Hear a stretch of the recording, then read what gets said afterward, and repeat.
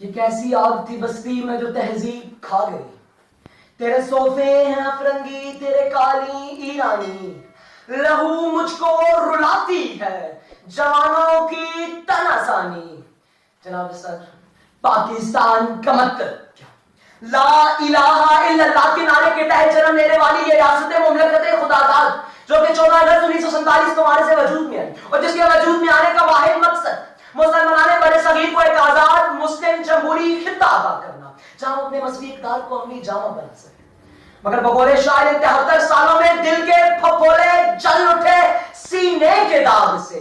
اس گھر کو آگ لگ گئی گھر کے چراغ سے. کیا ہم نے اسلامی تہذیب و تمدن روایات و ثقافت کو قصہ پاریہ بنا دیا اور ان کو ڈراموں، عجائب خانوں اور کتب خانوں تک محدود کر دیا کہ وائے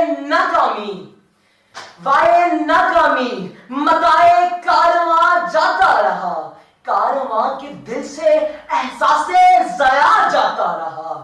کہ افسوس سب افسوس کہ ٹیپو سلطان کی تلوار مرتے دم تک جس تہذیبی حملے کے خلاف برسرے تحقار رہی، اسی سرزمین سے جنم لینے والے آج کے نوجوان ہالی ووڈ اور بالی ووڈ کے گرویدہ بنتے دکھائی دیتے ہیں. کہ سونیا گاندھی یہ کہتی ہے کہ ہم نے پاکستانی نوجوانوں کو بھارتی ثقافت کا گردانہ بنا دیا. کیا یہ تہذیب کا جنانہ نہیں میرے ناظرین اور سامعین؟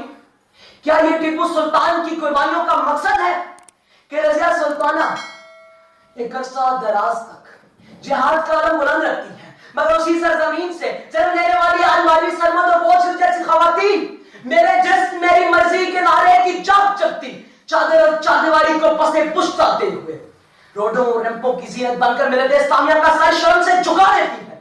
کہ افسوس صد افسوس کہ دنیا کو پھر مارکائے روح و بدن ہے پیش، تہذیب نے پھر اپنے درندوں کو ابارا. کہ افسوس کہ محمود غزنوی نے ہندوستان پر 17 حملے اس لیے کیے تھے کہ شاید اس سرزمین سے کوئی خالد بن ولید جیسا سپوت اور سپہ سالار پیدا ہو. مگر آج ہم دیکھتے ہیں کہ 21ویں صدی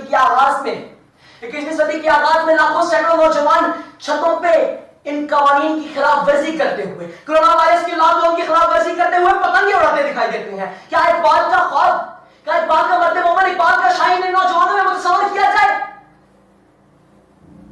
کہ آج سے سینکڑوں سال پہلے نظام الدین اولیاء اور خواجہ معین الدین چشتی اجمیری نے سینکڑوں ہندوؤں کو مسلمان کیا. مگر آج ہماری سرزمین سے جنم لینے والے ہمارے اپنے فنکار عدنان سمیع خان وغیرہ وغیرہ صرف عزت و شہرت کے لیے اس دھرتی کی مستقل سکونت اختیار کرتے ہیں.